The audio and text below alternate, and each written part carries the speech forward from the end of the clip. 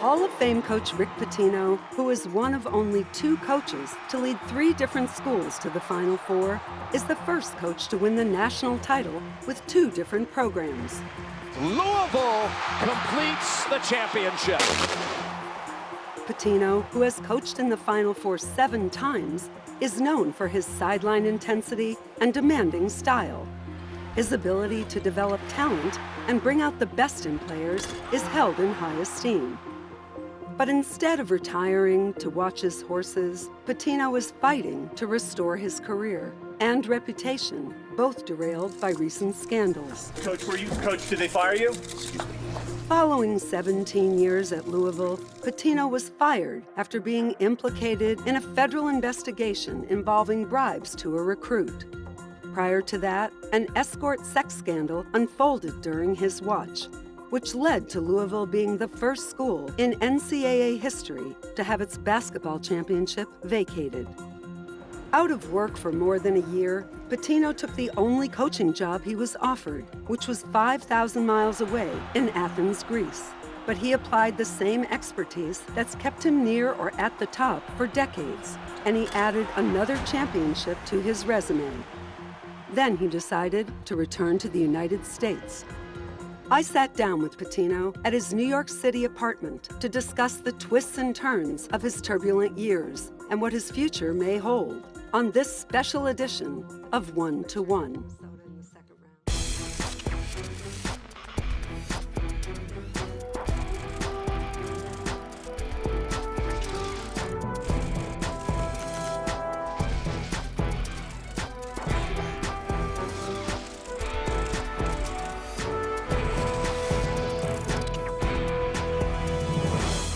Rick, it's really great to see you and home from Greece. Did you bring any ouzo back for all of us? No, I brought a lot of experiences that I'll probably never experience again in my lifetime, but it was something that I'll remember, 6 months, which sometimes felt like 6 years and sometimes felt like 6 days. How did the offer to go to Greece come about? Well, Chris Wallace, who was my general manager with the Boston Celtics, called me up about a week prior to Christmas and said, "Have you heard of Panathinaikos over in Greece?" And I said, "No, I haven't." He said, "Well, they're in the EuroLeague." And he said, "Olympiacos and Panathinaikos makes Louisville, Kentucky look like a church league game, the rivalry." And I said, "Well," he said, "they're thinking of making a coaching change. Would you have any interest in going to Greece?" I said, "I don't know, Chris. That's I've never been to Greece. Don't know a whole lot about the EuroLeague." And then on Christmas Eve, I got a phone call. They want to hire me. I had 24 hours to make up my mind. I said, "When do you want me there?" And they said, "Tomorrow." So I just packed my bags, said goodbye to all my grandkids on Christmas, and took off for Athens. Was this a little reminiscent on your honeymoon? You left, right, to recruit a player? Now on Christmas, you left? I knew I was coming back, though. I arrived in Athens, and it was the strangest feeling in the world. You're all alone, but the guys I was coaching, I click with them. That was the key. With I click with the Knicks, I click with my guys at Providence, Kentucky, and when you click with your players, it makes time fly. Did you make the players run sprints till they threw up like you did with most of your players here? No, I never mentioned those days to them. I had actually a unique relationship with my guys. When you coach in the pros, it's different. It's you run practices to make sure you stay away from injuries, but you're efficient in getting the job done. I remember once you said, "I thought Kentucky was wild. That was a hayride." I mean, what were the games like?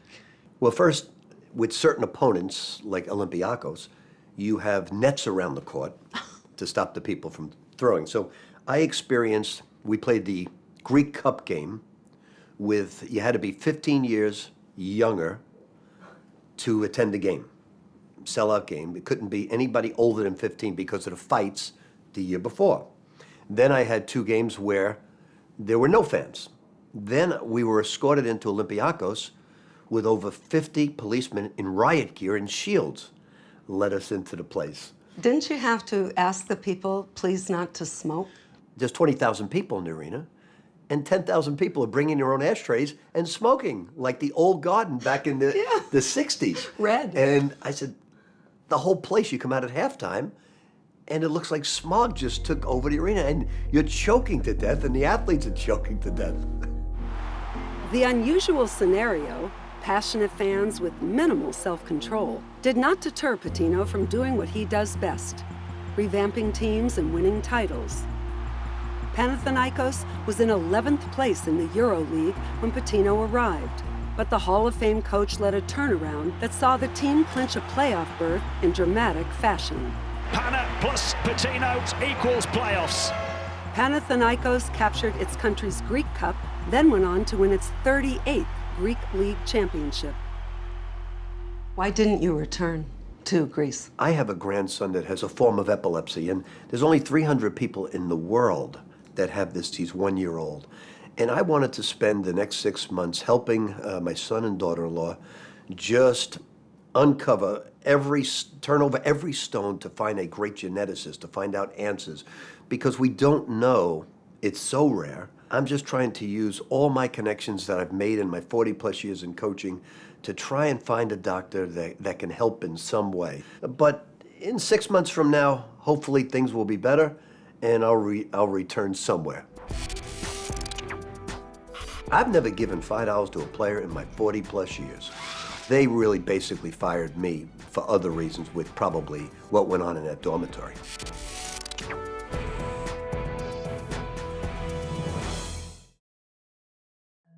Today, we announce charges of fraud and corruption in the world of college basketball.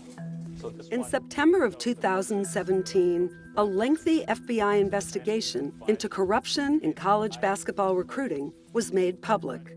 In the complaint, there were allegations that an executive from Adidas conspired to pay the family of Brian Bowen $100,000 in exchange for his commitment to play at Louisville. Pitino was named among the parties involved, but in the eventual trial, evidence was presented indicating that Pitino was unaware of misconduct related to Bowen's recruitment. Both Pitino and athletic director Tom Jurich were fired by Louisville when the scandal broke and before the trial had begun, prompting Pitino to file a breach of contract lawsuit against the Louisville Athletic Association, which is ongoing. People really don't want to hear this about me, but it's the truth. I've never given $5 to a player in my 40 plus years. I made players babysit for me to give them money when they didn't have money back at Boston University. I just didn't believe in any form of cheating in basketball because it's because of my competitive disorder.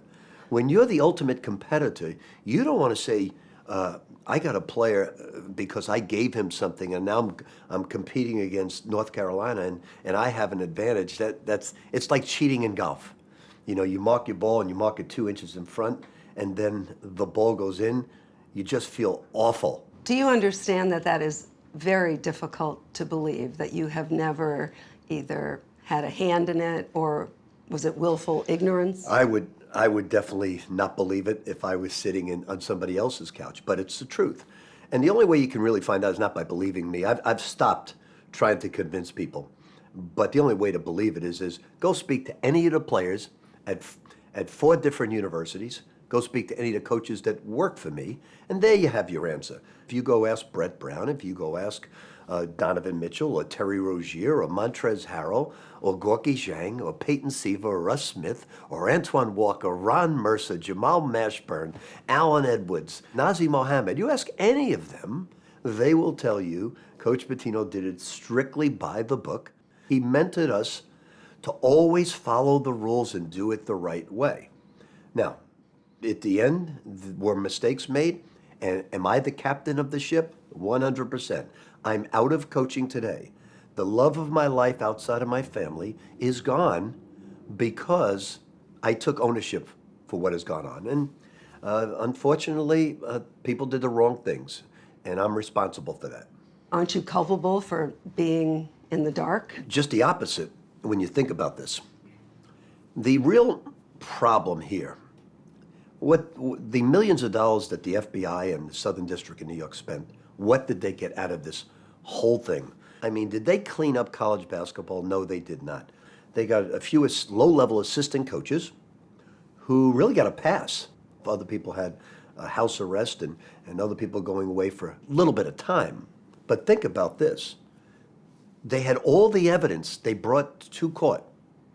The dad gets up on the witness stand under oath and says, we kept it from Rick Pitino. The witness, Gassinola, who worked for Adidas, gets up on the witness stand and says, Rick Pitino had no knowledge of it. The number one prime target, his fellow Dawkins, gets up and says, Rick Pitino knows less of what's going on in college basketball than any head coach around, even in his own program. People like myself and other coaches that make all this money, they're not going to jeopardize their situation. Why didn't Adidas do what Nike does? Make the father a consultant, because apparently the NCAA says that's fine. So I don't know why they did all of that. You know, you said about Louisville that you understood their right to terminate you, but you rejected being terminated for cause. What did you mean by that? I get called in. I'm working there 17 years. I did so many things to help that university. First, I was a major factor in helping them because of my association get in the Big East. Then we helped get in the Atlantic Coast Conference because what we did. I helped get that arena built. Louisville was the #1 revenue producer in college basketball and dwarfed their nearest competitor by over $15 million. But they weren't disputing that. No, so they call you in and they say, look, this FBI thing is coming. Do you know anything about it? We want you to resign. I said, I know nothing about it. I have absolutely nothing to do with any of that. Take your time, relax. I'm more upset, looking back on it, that they fired the athletic director than they did me. So I look at that and I said, wait a second. I know you want to get rid of us. Here's a better way. Hey, Rick, I know you got 7 years left on your contract. Coach one more year. Let's end it the right way and then move on. And that would have been a dignified way to do it instead of locking me out of my office after 17 years and say, we want you off campus. And they knew, deep down, they knew I was innocent of anything with that whole FBI thing. They really basically fired me for other reasons with probably what went on in that dormitory. The Brian Bowen revelations came on the heels of the NCAA's ruling to strip Louisville of its 2013 national championship, a first for college basketball. The unprecedented punishment stemmed from another high-profile scandal. Over a 4-year period, Andre McGee, a member of the basketball staff, had provided escorts and strippers to Louisville players and recruits. The NCAA concluded that, although Pitino was unaware of the activities, he still deserved a 5-game suspension for failure to monitor his program. How does a lowly paid assistant hire and sneak strippers in without you knowing about it? I'd be the last person to know about it. I'm responsible, but I'd be the last person to know about it. There's not a coach in the world that would jeopardize their future, because bringing strippers in a dorm is not going to help you get a recruit. It's only going to get you in trouble. The fact that even though it only happened a few times a year for 4 years, the fact that it never got out, nobody told somebody to put it on social media, is the most amazing thing of it all. Security in the dormitory didn't know anything, but let's be realistic. They don't see women going into the dorm? Well, they snuck them through an emergency door on the floor. My nephews, they were managers, lived right near Andre McGee. They never saw a single thing. But kids talk. I mean, what, you think these Well, six of the other players? 6 of the players, led by Luke Hancock, sued the NCAA for taking away their championship, saying we knew nothing about that. So think about this, Lesley. How the hell was I supposed to know that? Now, am I the leader? Yes. Do I have to take responsibility for anything that goes on? Yes. But the fact that anybody would say somebody had to know it when 6 of your players on the team, and here's my biggest gripe of it all. People trespassed onto our campus and the wrong things were being done with minors. So that's reprehensible behavior. But what does that have to do with winning a championship? There were no illegal classes which deemed them not eligible. There were no steroid drug use of any kind.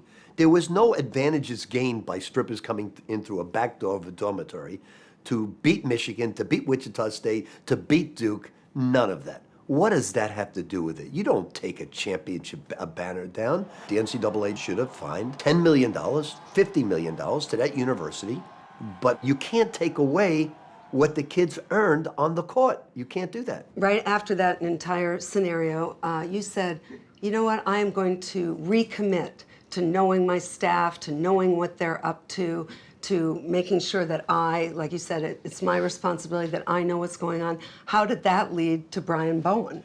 So every single day, I preach the same thing, because now I'm fearful of losing my job after that incident. So I'm really on edge. Every meeting I said, you guys are getting ready to go on the road.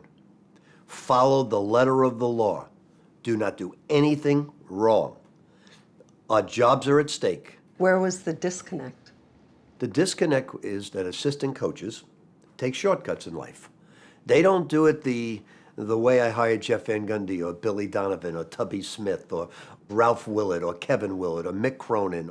Assistant coaches take shortcuts. Oh, the head coach, he doesn't understand the game. We've got to do this to get ahead. They are anti-competitors because they don't know what it is to compete on an even playing field where you want to outwork, outplay, outdistance yourself from anybody who cheats by doing it the right way. So they take shortcuts. But they are the people you hired. I mean, did you not vet them well enough? Yeah, I did vet them. I got great reports on the young man. There's nothing I could have done different because I mentored these guys and taught them the discipline and the rules the same way I did it for 30 plus years with all those people I just mentioned. Would you ever go back to Louisville? 100%. I love the University of Louisville. I love the University of Kentucky.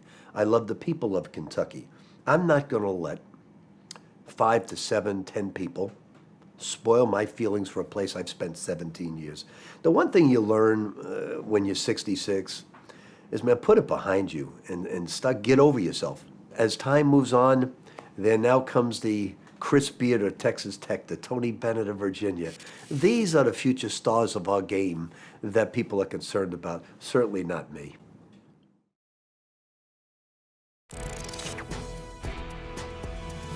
Despite all the scandals and investigations, you were still up for a number of jobs. UCLA considered you, St. Joe's, Siena. Not really, Lesley. None of them really considered me. All the boosters wanted me. You know, they see the 7 Final Fours, the 2 national championships. They see all the turnarounds, and the boosters and the people behind the scenes all wanted me. But the president said, "Hey, we don't need any problems. They'll call the NCAA, and here's how it will go.